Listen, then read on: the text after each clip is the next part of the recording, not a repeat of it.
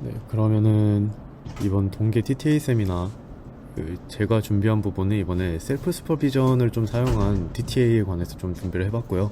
여기에 대해서 발표 진행하도록 하겠습니다.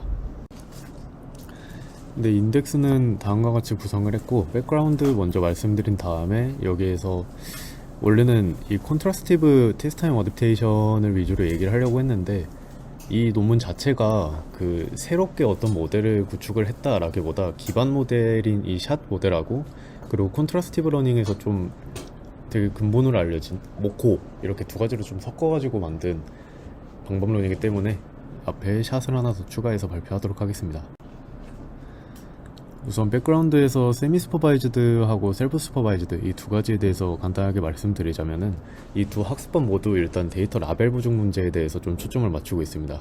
근데 가장 큰 차이점은 이제 셀프 슈퍼바이즈드 같은 경우에는 비지도 학습을 전제로 하고, 세미 슈퍼바이즈드는 준지도 학습이기 때문에 기본적으로 어느 정도의 라벨링을 갖고 있는 데이터가 포함이 됩니다.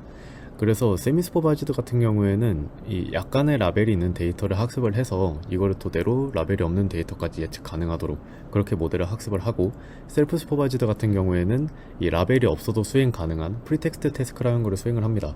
이거를 통해서 다운스트림에 일종의 트랜스퍼를 시킴으로써 이 저희가 풀고자 하는 문제에 초점을 맞출 수 있도록 그렇게 수행을 하는 방법론입니다. 이제 여기에서 두 논문 다 수도라벨링을 어떻게 보면 기반으로 가져가고 있는데, 이 수도라벨 같은 경우에는 이 세미 슈퍼바이즈드 러닝 아이디어 중 하나로 알고 있습니다. 여기에서 이 과정을 간단히 살펴보시면은, 첫 번째로 이 라벨이 있는 데이터를 학습을 해서 좋은 성능의 모델을 우선 생성을 합니다. 이거를 모델 A라고 가정을 했을 때, 이 모델 A로 라벨이 없는 데이터에 대해서 예측을 수행을 하고, 거기에서 나오는 이 라벨 값을 일종의 수도라벨로 지정을 합니다.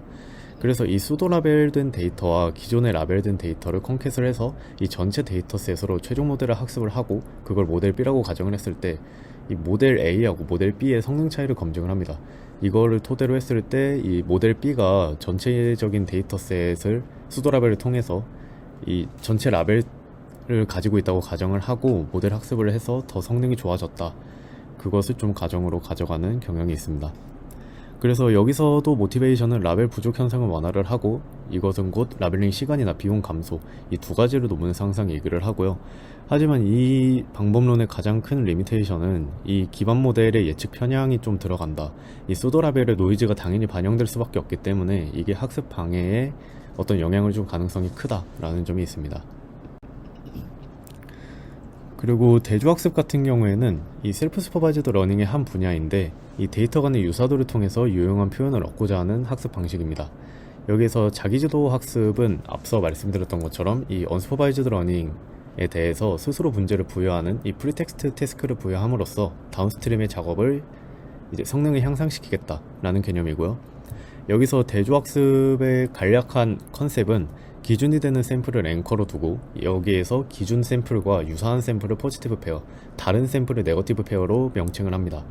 그리고 이 결국에는 레프리젠테이션 스페이스 상에서 이거를 나타내게 되는데, 포지티브 페어는 서로 가깝게, 네거티브 페어는 서로 멀게 표현되도록 학습을 하고, 이 레프리젠테이션 스페이스를 학습을 시킴으로써 이 안에 디시전 바운더리를 더 명확하게 긋겠다라는 게 기본 컨셉입니다. 일단은 이 대조학습 자체도 이미지 데이터에서 뭐 심CLR이라던가 아니면은 모코라던가 좀 되게 유명한 연구들이 근원이 되고 있고요. 최근에는 이거를 이제 우리 연구실 방향성에 맞게 시계열 데이터에 적용이 가능한 그런 대조학습 방법론들이 활발히 연구가 되고 있으니까 이제 그런 부분도 생각을 해서 들으시면 될 것 같습니다. 이제 첫 번째 논문인 샷에 대해서 먼저 말씀드리겠는데요. 샷은 이제 소스 하이포테시스 이제 트랜스퍼의 줄임말입니다. 이 오른쪽 위에 간단하게 좀 가져와 봤는데, 이 논문 같은 경우에는 2020년도에 실리게 되었고, 이게 ICML에 실리게 되었는데 이미지를 다루고 있고, 뭐 인용수도 굉장히 많은, 어떻게 보면 기념비적인 논문이라고 좀 설명을 하고 있습니다. 여기에서 풀려고 하는 게 테스트타임 어댑테이션을 여기서부터 바로 들어가는 게 아니라, 일단 기본적으로 도메인 어댑테이션 관점에서 풀고 있고요. 근데 도메인 어댑테이션 중에서도 이 언슈퍼바이즈드 도메인 어댑테이션을 목표로 한 논문입니다. 이 기존의 UDA 같은 경우에는 대부분 이 소스 데이터를 기본적으로 사용을 해서 이 MM들을 줄이는 이 디스트리뷰션 간의 얼라이먼트를 목표로 하는데, 해당 방법론들에 대해서 다음과 같은 문제점이 있다고 여기서는 얘기를 합니다. 이 이 소스 데이터를 좀 사용을 하기 때문에 여기서 프라이버시 침해 문제나 아니면은 뭐 커뮤니케이션 코스트, 제가 이야기로는 컴퓨테이셔널 코스트라고 이해를 했는데, 이런 코스트가 상당히 크게 발생을 한다. 그렇기 때문에 이거를 기존에 사용하는 이런 디스트리뷰션을 얼라인하는 방식이 아니라 새로운 방식을 우리가 찾아내야 된다 라는 것을 처음에 시작점으로 가져가고요. 그래서 이 논문 같은 경우에는 이 소스 모델을 구성을 하긴 하는데, 이 소스 모델을 이 인코딩 모듈하고 하이포세시스라고 여기선 표현을 하는 이 클래시파이어 두 가지로 나누어서 구성을 합니다. 여기서 가져가는 컨셉은 클래시파이어를 업데이트 할 필요가 없다, 얘를 프리즈를 시키고 타겟 데이터의 피처 디스트리뷰션을 소스에다가 맞추면은 클래시파이어는 자기가 원래 알던 대로만 동작을 하면 된다 라는 뭐 되게 기반적인 컨셉을 가져가게 됩니다. 그래서 여기서는 이 타겟의 레프리젠테이션만 잘 인코딩하게 되는 그런 방법론을 좀 얘기를 하고 있고요. 좀 자세하게 살펴보시면은 이 첫 번째 같은 경우에는 소스 모델에 대해서 어떻게 보면 수도라벨링을 제너레이션을 시킵니다. 여기서 타겟 도메인을 어댑팅 시킬 소스 모델을 훈련하는 과정인데, 기본적으로 이 클래시피케이션 태스크를 다루기 때문에 이 크로스 엔트로피 로스를 사용을 하고요. 모델을 여기서는 바로 트레인을 시킵니다. 이 소스 데이터에 대해서 바로 트레인을 시켜서 수도 라벨링을 뽑아내고, 여기서 단순히 이게 수도 라벨링을 맨 처음에 뽑아내게 되면은 클래시피케이션 태스크이기 때문에 이게 굉장히 하드 라벨이 나오게 됩니다. 어떻게 보면 원합 벡터처럼 0, 1, 0, 0, 0 이렇게 나오게 되는데, 이게 하드 라벨을 수도 라벨링으로 주게 됐을 때 편향이 더 극심화되는 문제가 발생하기 때문에 여기서 유니폼을 적절히 섞어서 소프트 라벨로 변환하게 됩니다. 그래서 우측에 나와 있는 수식을 보시게 되면은 로스 펑션을 어떻게 구성했는지 보실 수 있고요. 이 밑에 이제 Q로 나와 있는 게 LS가 라벨 스무딩의 약자인데, 여기서 수도 라벨을 설정을 할 때 라벨 스무딩을 어느 정도 줬다, 이거를 토대로 수도 라벨을 생성을 했다 라는 부분을 알 수 있습니다. 그래서 뭐 사실 컨셉 자체는 굉장히 간단한 논문인데, 수도 라벨을 앞에서 생성을 했고, 그러면은 이 수도 라벨을 통해서 우리가 수도 라벨을 통해서 이것을 좀 질 높은 수도 라벨을 여기다가 적용을 시킬 필요가 있다라는 의미에서 나오게 된 건데요. 여기서 소스 피처하고 타겟 피처를 맞추기 위해서 두 가지 특성을 어떻게 보면 적용을 시킵니다. 여기서 설명을 할 때 이 소스 피처, 여기 뭐 도메인 어댑테이션 뿐만 아니고 그냥 단순히 우리가 데이터를 어떻게 보면은 프레딕션을 할 때, 모델 학습을 시킬 때 이 소스 데이터는 두 가지 특성을 가진다고 합니다.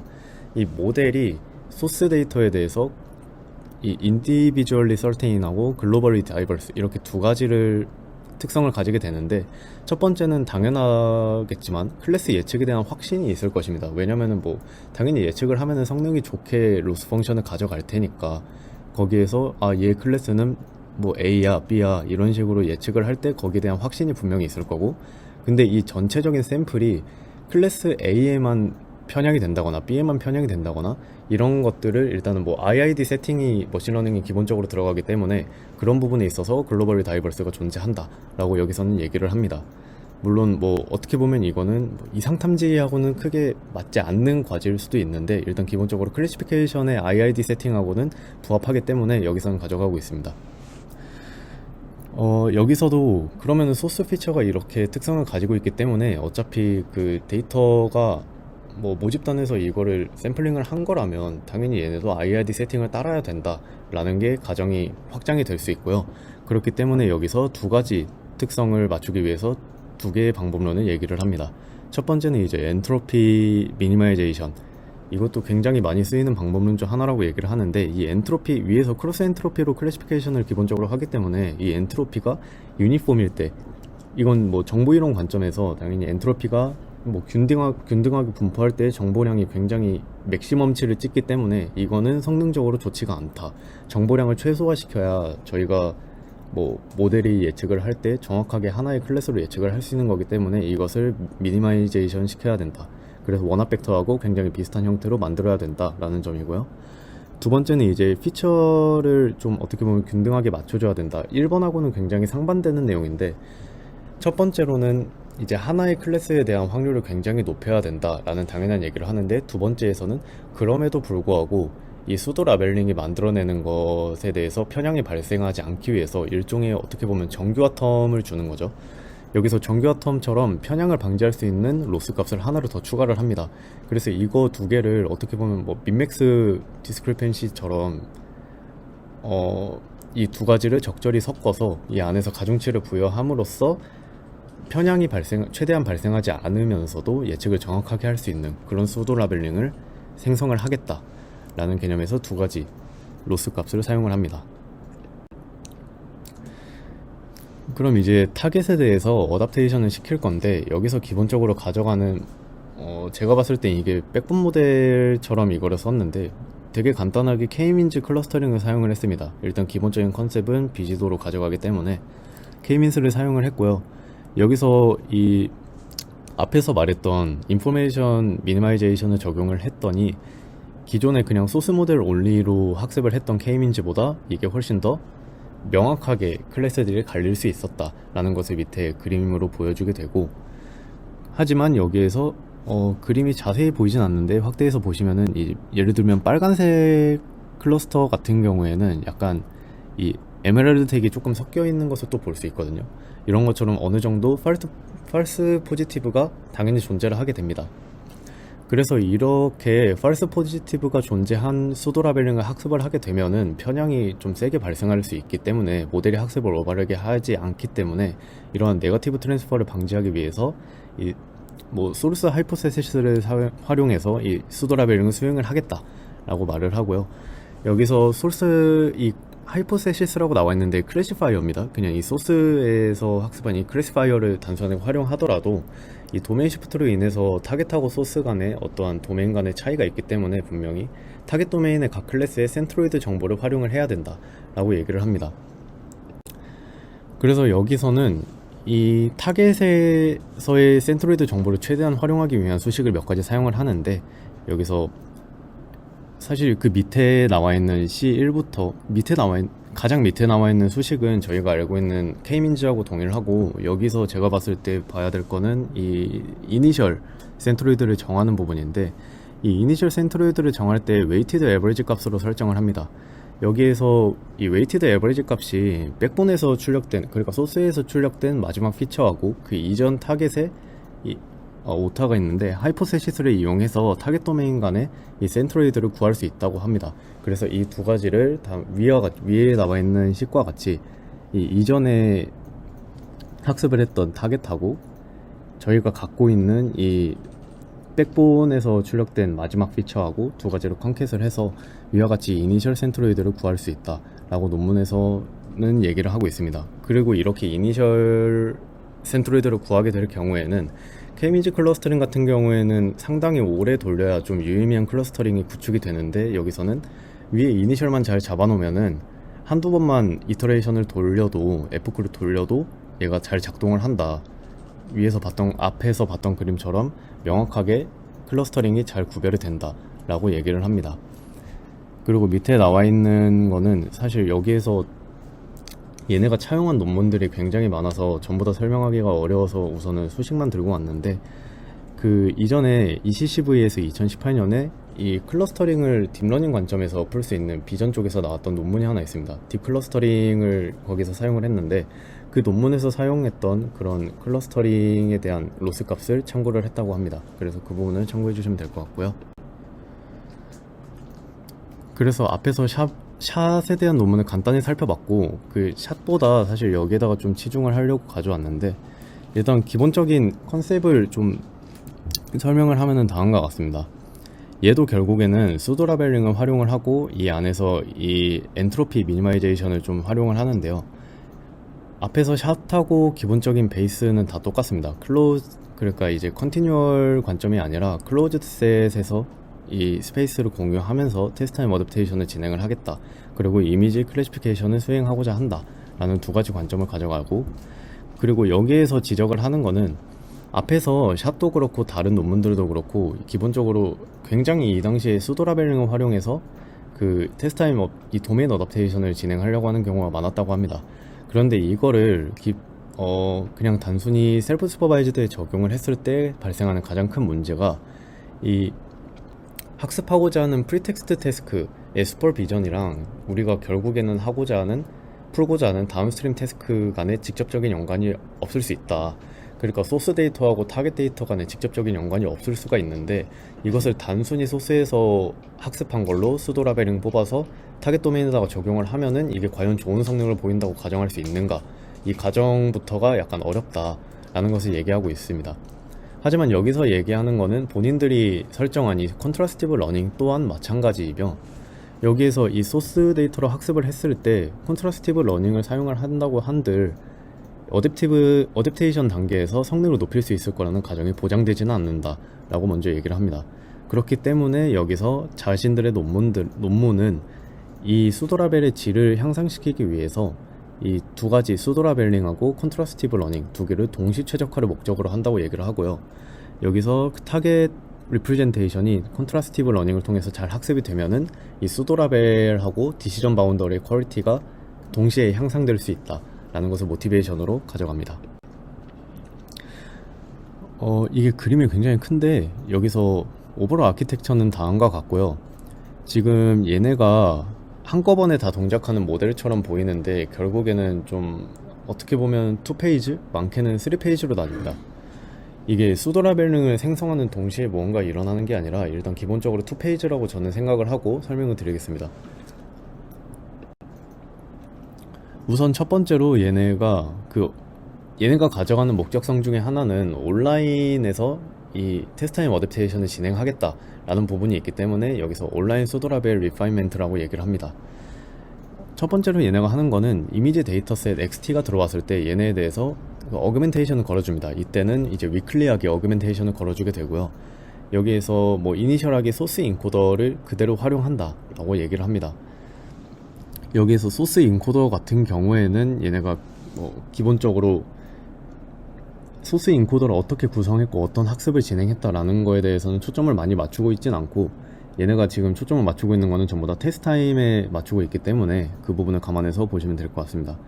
여기서 타겟 이미지가 들어왔을 때 얘네에 대해서 어그멘테이션을 하고 이 소스 인코더를 통해서 이제 피처 스페이스 상의 리프레젠테이션을 나타내게 됩니다. 여기에서 이 인코딩된 피처 벡터를 W라고 가정을 했을 때 이 W를 메모리 큐에다가 저장을 하게 되는데요. 여기서 나오는 이 메모리 큐는 앞서 말씀드렸던 것처럼 이 모코 알고리즘에 좀 영향을 많이 받았습니다. 거기에서 말을 하고 있는 메모리 큐하고 동일하다 라고 설명을 하고 있습니다. 그래서 이 W가 우선 메모리 큐에 저장이 됐고, 이 W의 수도 라벨 같은 경우에는 이 피처 스페이스 상에서 가까운 샘플들, 이 니어리스트 레이블을 뽑아서 이 소프트맥스 프로베빌리티를 도출한다고 합니다. 그러니까 앞에서 봤던 수도 라벨링 설정하는 거하고 사실 다 동일하고요. 여기에서 다른 점은 이제 미니 배치마다 반복을 함으로써 온라인 세팅이 가능하다. 나머지는 샷에서 설정했던 수도 라벨링하고 동일하게 생성을 했다. 라벨 스무딩까지 동일하게 적용을 했다 라고 보시면 됩니다. 그 다음에 이제 메모리 큐에 대해서 간략하게 적어놨는데, 일단 기본적으로 랭스 같은 경우에는 뭐 n만큼 설정을 했다라고 기본적으로 얘기를 하고요. 이거는 뒤에 나오는 거하고 비교를 하기 위해서 넣었습니다. 여기서 이제 이니셜라이제이션을 시켜야 되는데, 여기서 이니셜라이제이션은 그냥 랜덤리하게 n만큼 타겟을 샘플링 하겠다라는 것으로 수행을 했다고 합니다. 여기서 메모리 큐를 설정하는 방식은 일단 모코하고 다 동일하기 때문에 이 방식들은 나중에 뭐 모코에 대한 논문을 읽게 되시면은 훨씬 더 이해가 잘 되실 거라고 생각을 하고요. 그리고 여기서 큐에 그럼 뭘 저장할 거냐 라고 했을 때 위클리 어그멘테이션 된 거에 대해서 이 피처 인코딩을 통해서 나온 피처를 저장을 시키고, 거기에 대해서 이 프로베빌리티 두 가지를 저장을 하게 됩니다. 뭐 업데이트 방식은 모코하고 동일하게 모멘텀을 주는 게 아니고, 업데이트 방식은 모코하고 동일하게 미니 배치마다 수행을 한다. n-1만큼만 이전 파라미터를 고려하도록 이 미니 배치가 들어올 때마다 업데이트를 수행을 한다 라는 것을 보시면 되고요. 여기에서는 뭐 앞서 샷하고 동일합니다. 그래서 그냥 수도 라벨링 했다 라는 정도로 이해하면 되고요. 여기서도 소프트 보팅이라고 얘기를 하는데, 그냥 단순히 뭐 가까운 애들끼리 뽑아가지고, 그러니까 여기에서 K개만큼 가까운 피처 스페이스 상에서 가까운 K개만큼의 이 프로베빌리티 값을 뽑습니다. 위에 그림에서 보이는 것처럼. 그래서 걔네들을 가지고 에버리지를 때려서 걔를 수도 라벨링으로 우리가 소프트맥스를 태운 다음에 수도 라벨링으로 뭐 쓰겠다라는 거고, 여기에서 수도 라벨링을 쓸 때 얘네한테 라벨 스무딩을 가하겠다. 사실 그게 전부입니다, 여기서는. 그래서 니어리스트 그 가까운 이웃점들을 찾을 때 코사인 디스턴스 기반으로 찾게 되고, 그거를 통해서 방금 말씀드린 것처럼 수도 라벨링, 라벨 스무딩 했다 라는 정도로 이해하시면 되고요. 사실 이 논문에서 가장 중요하다고 생각되는 부분은 이 부분인데, 여기에서 본격적으로 모코에 있는 아이디어를 다 갖다 씁니다. 일단 프리텍스트 태스크 같은 경우에는 콘트라스티브 러닝에 대해서 알고 계신 분이라면 약간 알 수도 있는데, 로테이션이라던가 직소 퍼즐이라던가 옛날부터 엄청나게 많이 프리텍스트 태스크에 대해서 연구가 많이 됐습니다. 일단 얘네의 목적성은 프리텍스트 태스크를 진행을 하게 되면은 이 데이터에 대한 모델의 이해도가 높아진다라는 게 가정으로 깔리게 되고요. 여기서 가정하는 프리텍스트 태스크 같은 경우에도 같은 이미지에 대해서 다른 뷰, 어그멘테이션 된 이미지들에 대한 다른 뷰를 포지티브 페어는 가깝게 유지하고 네거티브 페어는 멀게 유지할 수 있도록 컨트라스티브 러닝을 적용을 했다라는 게 여기에서 가정하는 프리텍스트 태스크입니다. 그래서 논문에서도 그냥 대놓고 얘기를 하는데, 그냥 타겟 이미지에 대해서 서로 다른, 여기선 위에서와 앞에서 봤던 거하고 다르게 스트롱 어그멘테이션, 강한 증강을 사용을 합니다. 그래서 스트롱 어그멘테이션 이미지를 만들어서 모코를 수행한다 라고 얘기를 하고요. 여기에서 그 인코더가 지금 2개가 나와 있는데 전체 그림에서 가져오느라고 좀 표시가 잘 안 돼 있습니다. 위에 초록색 인코더 같은 경우에는 맨 처음에 만들었던 소스 인코더하고 동일합니다.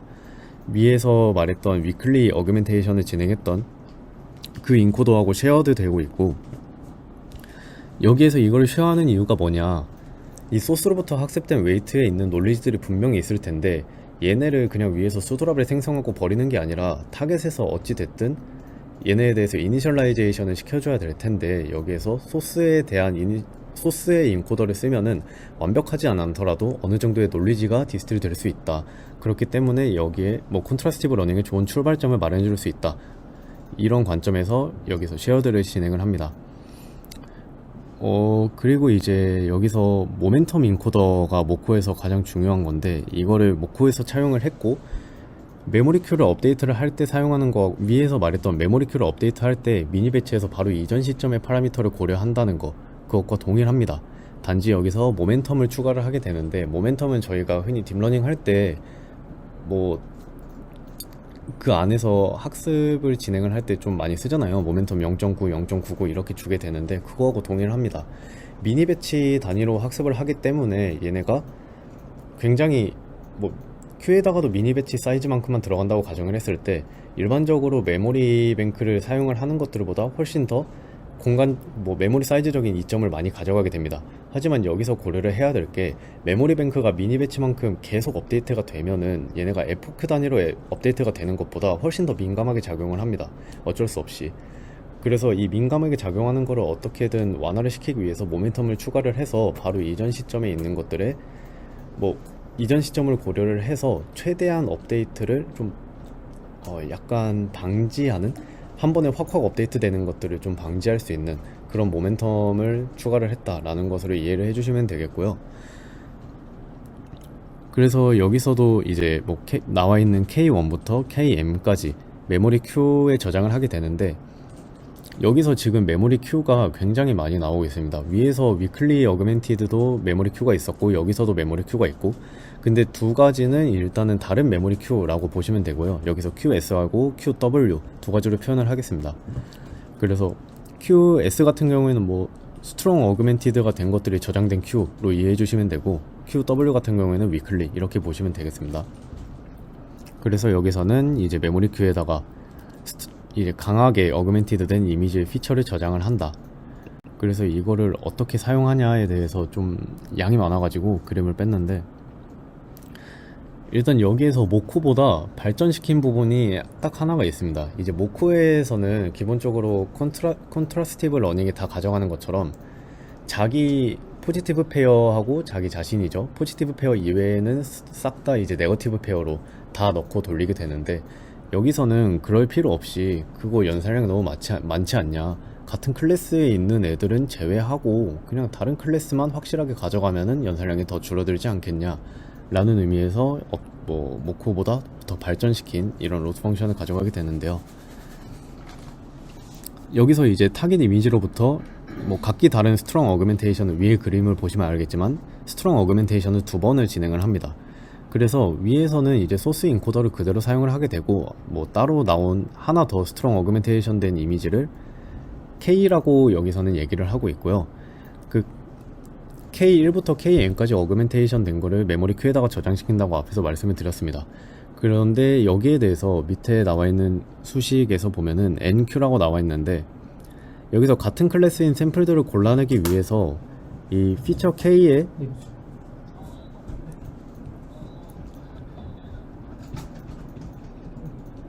피처 K에서 이제 수도 라벨하고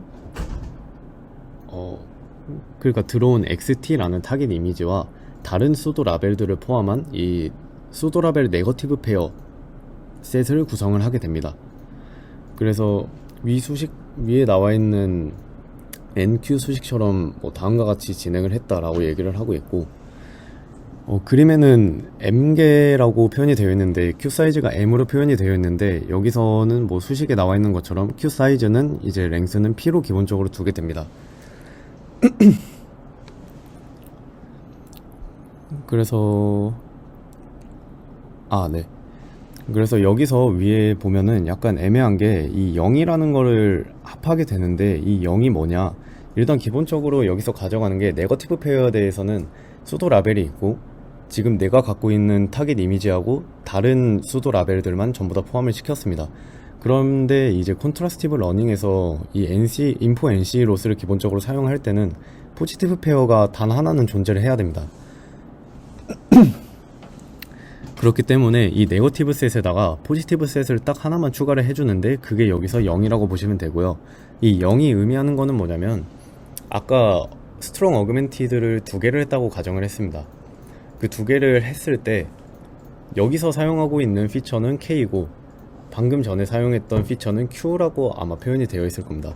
그 두 가지를 전체 오버롤 아키텍처를 보게 되면은 그 두 개에 대해서 컨캣을 하게 되는데, 거기에서 Q는 기본적으로 그 타겟 이미지인 XT에 대한 인코딩 피처이기 때문에 그것을 하나의 포지티브 페어로 활용을 하겠다. 그리고 나머지 K에 있는 메모리 큐에 저장된 것들 중에서 네거티브 페어들만 어차피 뽑았으니까 거기에 이제 동일하게 증강된 포지티브 페어 하나만 얹어서 밑에처럼 인포 NC 로스를 돌리겠다. 되게 간단한 컨셉으로 콘트라스티브 러닝을 조금 더 업데이트된 방식을 통해서 진행을 했습니다.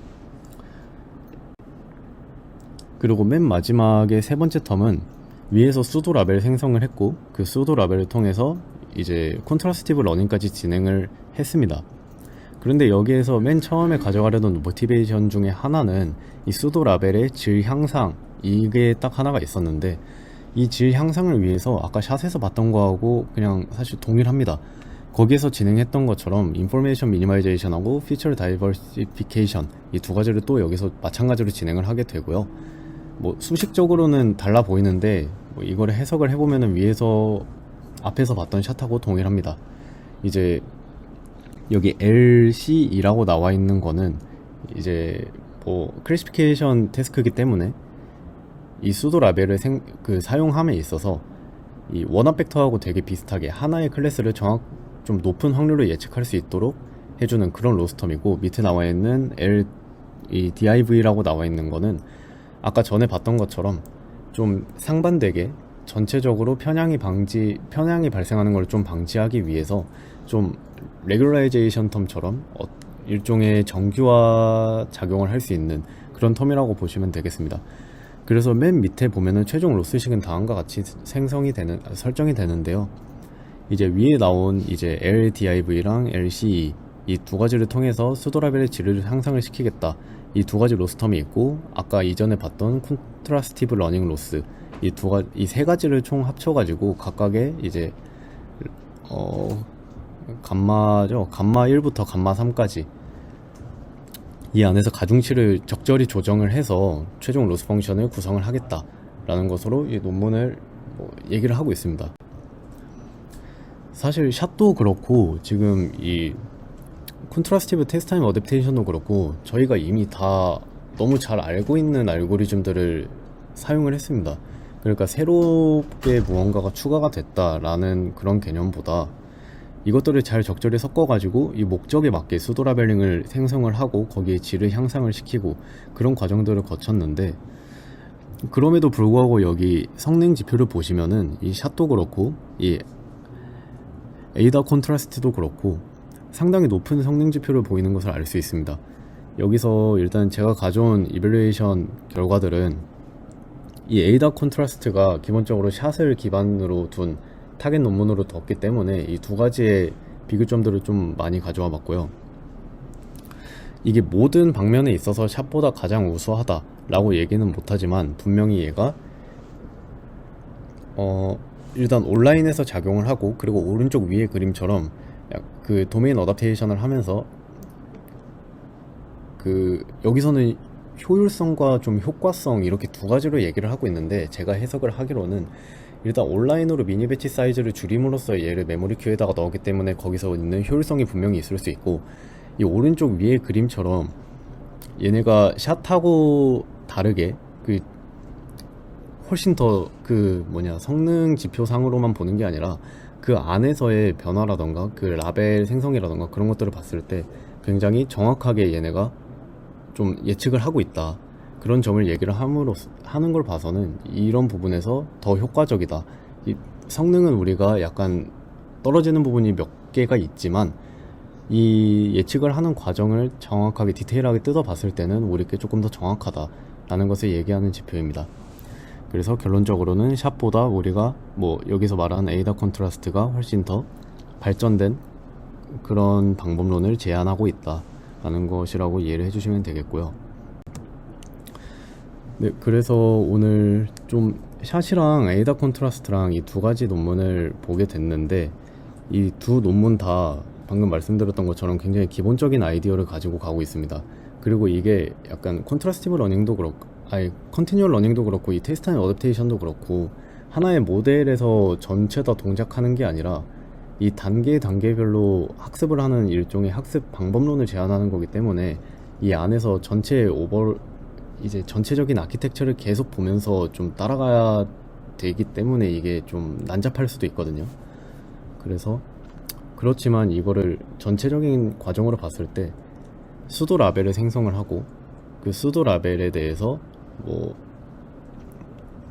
두 가지 특성을 말씀드렸었죠. 이제 수도 라벨에 대해서 좀 더 확실하게 라벨링이 될 수 있도록 하는 것과 편향을 방지하는 것 두 개를 통해서 생성된 수도 라벨의 이 질을 향상을 시키겠다, 그거를 통해서 이 타겟에다가 어댑테이션을 시키겠다, 이 세 가지 컨셉을 위주로 보시게 되면은 조금 더 이해가 잘 되실 거라고 생각을 합니다.